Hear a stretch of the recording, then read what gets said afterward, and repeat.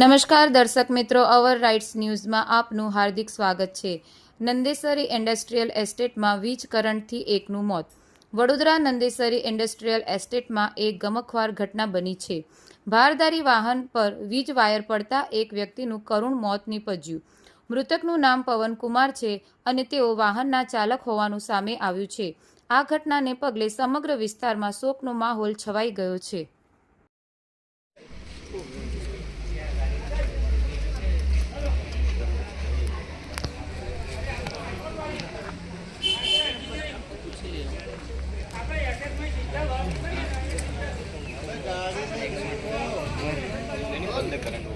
बंद करवानी है।